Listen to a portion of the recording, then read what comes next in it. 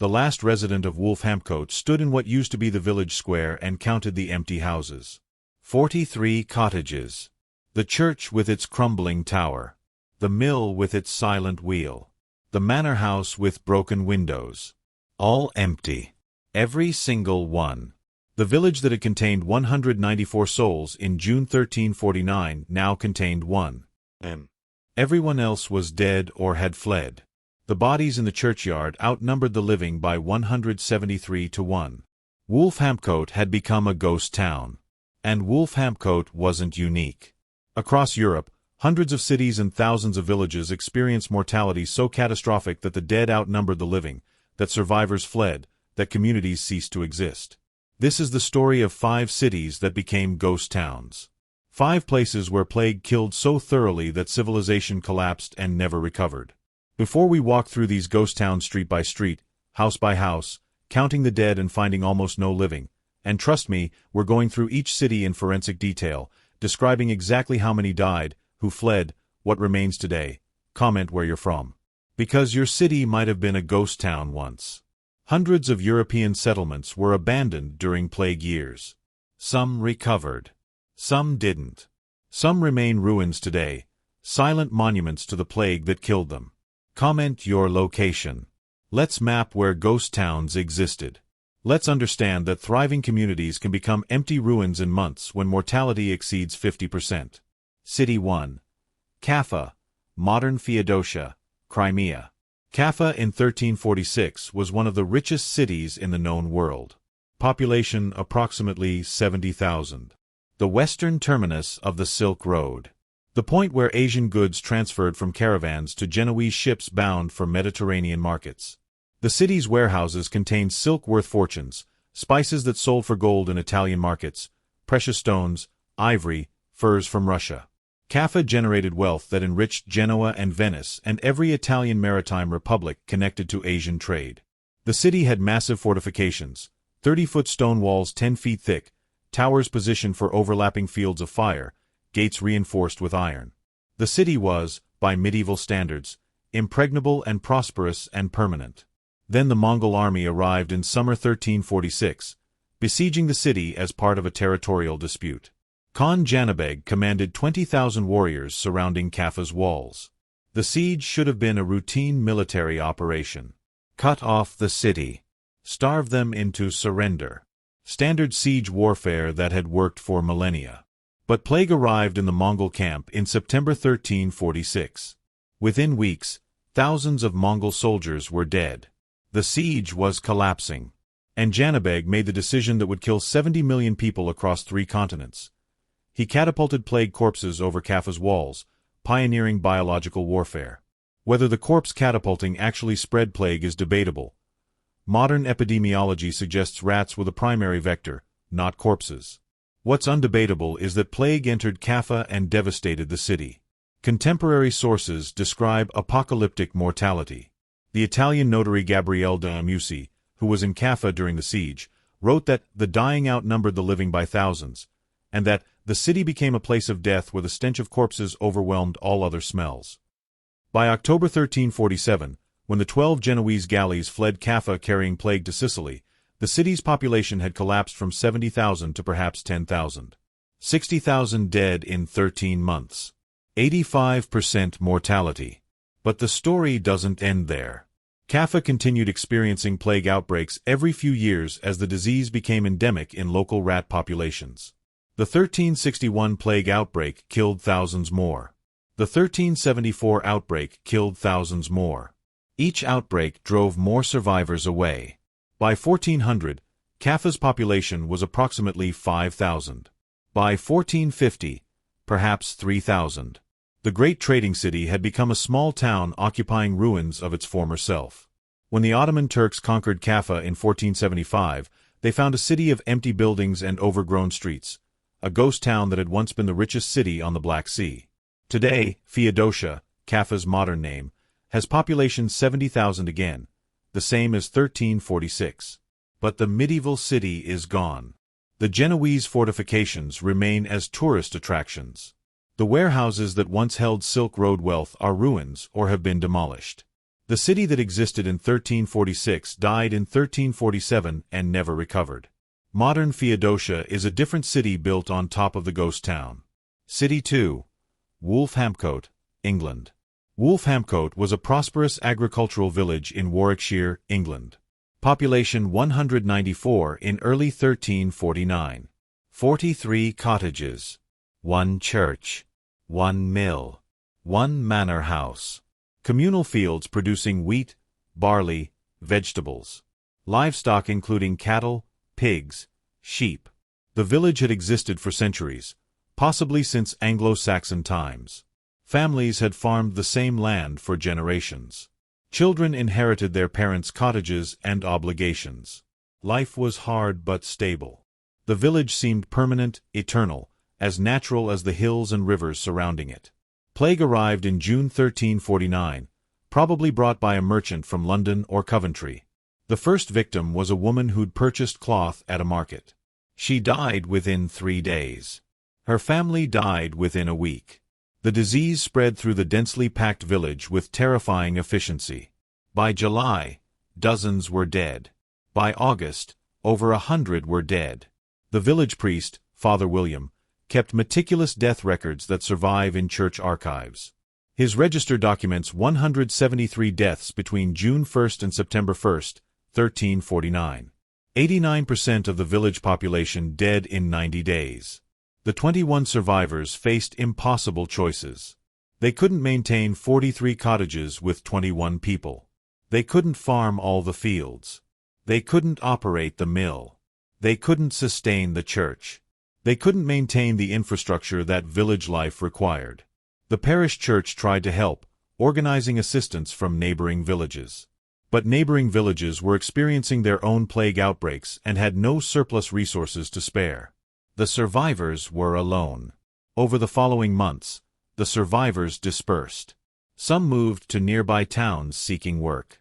Some were adopted by relatives in other villages. Some simply disappeared from historical records, probably died from malnutrition or disease or despair. By 1351, Wolfhampcote was completely abandoned. Father William's final entry in the parish register, dated December 1350, notes that he was being reassigned to another parish because Wolfhampcote no longer contained sufficient souls to maintain a church. The village that had existed for centuries ceased to exist within 2 years. Today, Wolfhampcote is ruins. The church still stands, partially. The tower is intact, the nave is roofless, the floor is dirt and grass. The manor house is stone foundations barely visible in farmland. The 43 cottages have vanished completely, their locations marked only by rectangular depressions in fields where foundations once stood. Archaeologists have surveyed the site and confirmed it matches medieval village patterns. But no one lives there. No one has lived there for 676 years. Wolfhampcote is a permanent ghost town, a memorial to plague's power to erase communities. City 3. Siena, Italy. Siena in 1347 was one of Italy's greatest cities. Population approximately 52,000. A major banking center rivaling Florence. Home to magnificent Gothic architecture including the Duomo Cathedral and the Palazzo Pubblico. The city's artistic and cultural achievements placed it among Europe's most sophisticated urban centers. Siena seemed destined for greatness, positioned to rival or exceed Florence as Tuscany's dominant city. Plague arrived in May 1348, probably from Florence or one of the coastal cities. The disease spread through Siena with catastrophic speed. The Sienese chronicler Agnolo di Turra del Grasso, who survived and wrote detailed accounts, described apocalyptic scenes: father abandoned child, wife husband, one brother another. For this illness seemed to strike through the breath and sight. And so they died. None could be found to bury the dead for money or friendship. Members of a household brought their dead to a ditch as best they could, without priest, without divine offices. In many places in Siena great pits were dug and piled deep with a multitude of dead. Di Turra recorded that he personally buried 5 of his children with his own hands because no one else would touch the bodies. He described streets filled with corpses because burial teams couldn't keep pace with mortality. He described mass graves so full that bodies were barely covered with earth. He described the smell as unbearable beyond description, and survivors fleeing to the countryside seeking air that didn't smell of death. The death toll in Siena was catastrophic. Modern historians estimate 35 to 40,000 deaths out of 52,000 population. 70% mortality. The city's economic base collapsed. The banks failed when depositors died and creditors couldn't collect debts from dead borrowers. The textile industry collapsed when workers died and production ceased. Trade stopped when merchants died or fled. Tax revenues evaporated when taxpayers died. The city government barely functioned as officials died or abandoned their posts. But Siena's catastrophe was worse than just mortality. The city never recovered its pre-plague population or prosperity. The 1361 plague outbreak killed thousands more. The 1374 outbreak killed thousands more. Each outbreak prevented recovery. By 1400, Siena's population was approximately 15,000, less than one-third of its 1347 population. The city had become a smaller town living in ruins of its former glory. The incomplete Duomo Nuovo, New Cathedral, remains Siena's most visible plague monument. Construction began in 1339 intending to create Italy's largest cathedral, dwarfing Florence's Duomo. The Black Death killed the workforce and bankrupted the city. Construction stopped in 1348 and never resumed. Today you can visit the massive unfinished walls and transepts, a permanent reminder of ambitions ended by plague. Siena never became the great city it was becoming in 1347. Plague killed not just people but the city's future. Siena today is a beautiful medieval town, but it's the ghost of the metropolis it could have been. City 4. Almería, Spain. Almería in 1347 was a thriving Mediterranean port city in southern Spain. Population approximately 30,000. The city had been reconquered from Islamic rule only a century earlier but retained its multicultural character with Christian, Jewish, and Muslim populations coexisting relatively peacefully. Almería's economy was based on maritime trade, fishing, and agricultural exports. The city's harbor was busy with ships from Italy, North Africa, and other Spanish ports. Almería seemed prosperous and stable. Plague arrived in spring 1348, carried by ships from either North Africa or Italy. The historical records are unclear. What's clear is that mortality was catastrophic and disproportionately affected the poorest quarters of the city. Spanish chronicles describe the disease spreading first through the densely packed waterfront neighborhoods where laborers and fishermen lived in crowded conditions ideal for disease transmission. From there, plague spread to wealthier neighborhoods, killing merchants and landowners at slightly lower rates but still devastating all social classes. The chronicler Ibn Qudamah, an Arab physician working in Almería during the plague, wrote detailed medical observations trying to understand the disease. He described symptoms matching bubonic plague perfectly: fever, buboes, rapid death. He recorded mortality rates exceeding 60% in some neighborhoods. He noted that physicians and caregivers died at particularly high rates because of their exposure to patients. He himself contracted plague but survived, making him one of the few medical professionals to document plague from both clinical and patient perspectives. Ibn Qudamah estimated that 25,000 of Almería's 30,000 residents died during 1348 to 1349. 83% mortality. The city's Christian population largely fled to inland towns, abandoning the coastal city they associated with death. The Jewish population was decimated and blamed for the plague in some Christian chronicles, leading to anti-Semitic violence that killed survivors who'd escaped disease. The Muslim population declined catastrophically as many fled south to Grenada or North Africa. By 1350, Almería's population had collapsed to perhaps 5,000. The harbor was nearly abandoned. The fishing fleet was reduced to a handful of boats. Trade was minimal. The city government barely functioned. Large sections of the city were completely empty. Buildings stood vacant, streets were deserted, entire neighborhoods were ghost quarters. The city had become a small town occupying the ruins of a much larger city. Almería never fully recovered. Subsequent plague outbreaks in the late 14th and 15th centuries prevented population recovery. The city remained a small port town for centuries. Modern Almería has population approximately 200,000, but the medieval city is gone, buried under modern construction or surviving only as scattered ruins. The ghost town that Almería became in 1349 was slowly rebuilt over centuries, but but the city that existed in 1347 died permanently. City 5. Aleppo, Syria. Aleppo in 1347 was one of the Islamic world's great cities. Population approximately 50,000. A major trading center on routes connecting the Mediterranean to Persia and Central Asia. Home to magnificent mosques, madrasas, souks, caravanserais. Aleppo's famous citadel, a massive fortress on a hill dominating the city, symbolized the city's military and economic power. Aleppo seemed invulnerable, protected by location, fortifications, wealth, and strategic importance. Plague arrived in October 1347, spreading from either Constantinople to the north or from Palestine and Syria to the south. Islamic chronicles describe the disease appearing suddenly and killing rapidly. The historian Ibn al-Wardi, who lived in Aleppo and died from plague in March 1349, wrote detailed accounts of the disease's progression. He described symptoms: fever, buboes, delirium, death within days. He recorded mortality rates that exceeded all counting and mass graves that could not contain the multitude of dead. Al-Wardi noted that plague killed across all social classes but was particularly deadly in the crowded lower-class neighborhoods where large families lived in small houses. He described entire families dying within days of each other.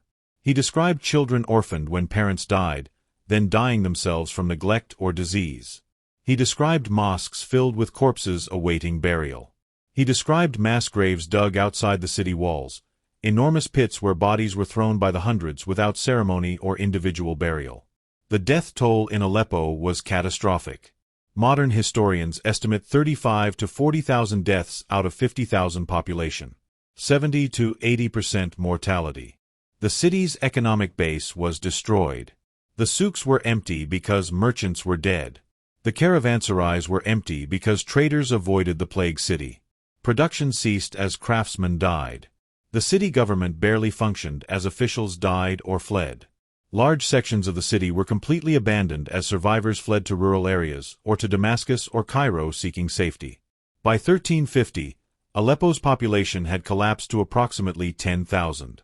The city was a fraction of its former size, a small town living in the ruins of a great city. Entire neighborhoods were empty.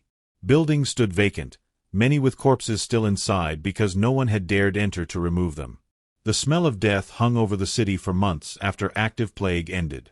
Aleppo partially recovered over the next century but never regained its pre-plague population or prosperity. The city that existed in 1347 died in 1348 and never fully returned. Modern Aleppo, tragically, has experienced new catastrophe in the Syrian civil war, with many neighborhoods again becoming uninhabitable ruins. The city has died and been reborn multiple times across 7 centuries, each time rising from ghost town status but never quite matching its former glory. The pattern. How cities become ghost towns. These 5 cities reveal a pattern. Ghost towns happen when mortality exceeds 50% and survivors flee. They happen when economic base collapses and recovery is impossible. They happen when subsequent plague outbreaks prevent population recovery. They happen when trauma is so severe that survivors can't rebuild psychologically. The pattern is consistent across continents, cultures, climates. The first stage is catastrophic mortality. 50 to 90% of population dies within months. The speed matters as much as the total. If death is slow, adaptation is possible.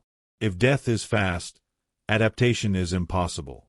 Plague killed fast, often within days of symptom onset. Communities had no time to adapt, no time to organize response, no time to maintain social cohesion. The death simply overwhelmed everything.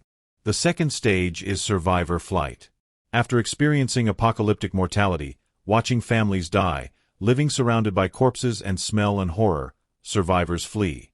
They abandon homes, possessions, communities. They seek anywhere that isn't the place of death. This flight is rational. Staying means probable death if plague returns, which it often did. But flight destroys remaining social infrastructure.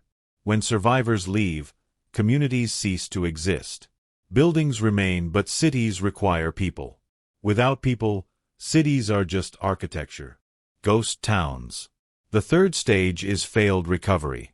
Some ghost towns recover if subsequent plague outbreaks don't occur, if survivors return, if economic conditions favor rebuilding. But most don't recover if plague becomes endemic, returning every decade or two, killing survivors and preventing population growth. Repeated outbreaks prevent recovery by killing each new generation before it can reproduce.